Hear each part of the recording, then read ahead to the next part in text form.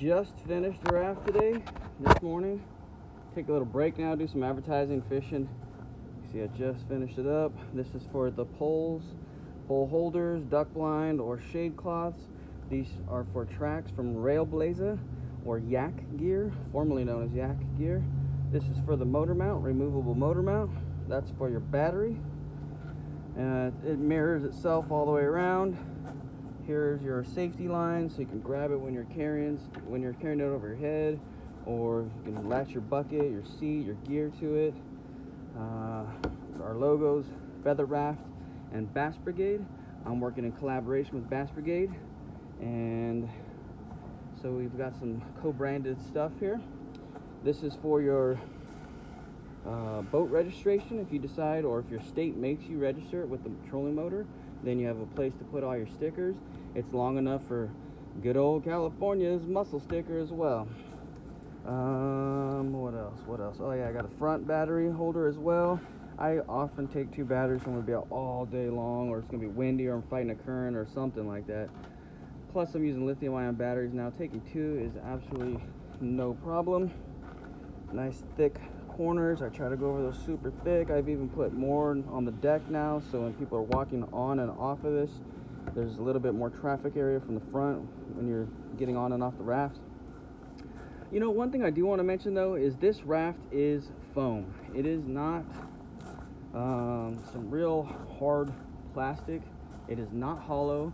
It is 2-pound density foam, which takes 25 pounds per square inch.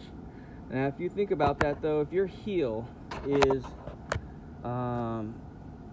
let's just say 4 square inches, and you weigh 200 pounds, that's 50 pounds per square inch.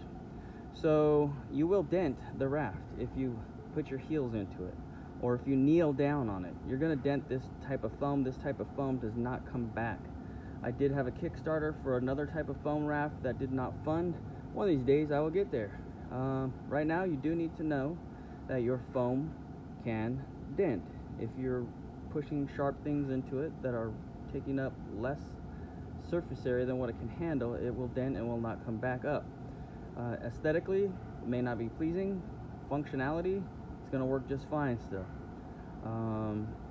Yeah, with that said too, the other big drawback, or not big drawback, but there's a couple drawbacks, right, of this type of no one's ever going to tell you this. People who make stuff are going to tell you this. I'm going to be dead honest with you. I'm not trying to sell you snake oil. This is a 2-pound density foam raft, EPS foam. It is a closed cell foam. It is not going to sink on you. Now, there is some space between the beads, though. If you puncture this coating, or basically you have to puncture this coating, and you get water in here, it will absorb some water, and it will also drain out. So if you got a hole somewhere where it'll drain out, it will drain out. Now, is that the best thing in the world? No. Is it the worst thing in the world? No. I have a 7-year-old raft that I had metal hardware protruding through the top of the coating, some rope coatings, or some rope cleats, and some D-loops. And over the years, those with the tension and moving stuff and putting rope cleats around there and yanking on stuff, and it's been through the ringer. And yeah, I get water up on the deck sometimes, and it gets down in those little tiny holes, and I sit in my garage when I'm done, and seriously, I'll be out there for 10, 12 hours a day, come back, put the thing in the garage. Yes, I'll notice maybe the next day there's some sitting water on the ground that had seeped back out of the raft, and in about a day or two, it's all gone. It's all evaporated. I don't see anything anymore. And do I notice a difference in weight of the raft? Not really. I really don't. I'll say maybe. I'm not trying to pull the wool over your eyes, but I don't really notice it taking on any water. At one point I was using a 1-pound density foam, and that you could notice. It was highly noticeable if water was getting into your raft, because it made the raft really heavy.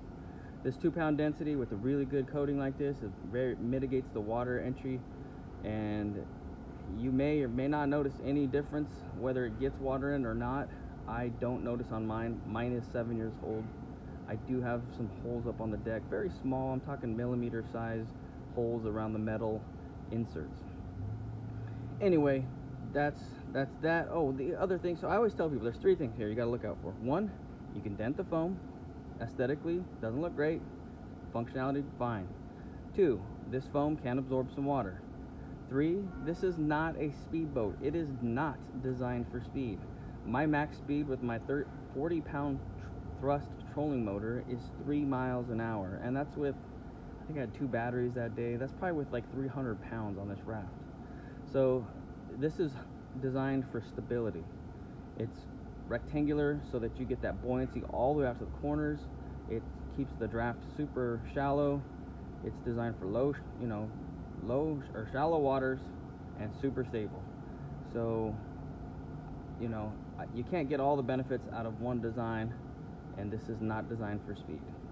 Now I do have some solutions to denting and absorption of water and well, no, not for speed, unless I do catamaran style stuff, but I want this to be the simplest shallow draft raft that you can get. If you put catamarans on here, they're going to get submerged underwater even deeper. So this I can get through 2 inches of water with the motor lifted up. Alright, I'll shut up now. That's what I've got to say for today. This is the latest and greatest feather raft that just came out.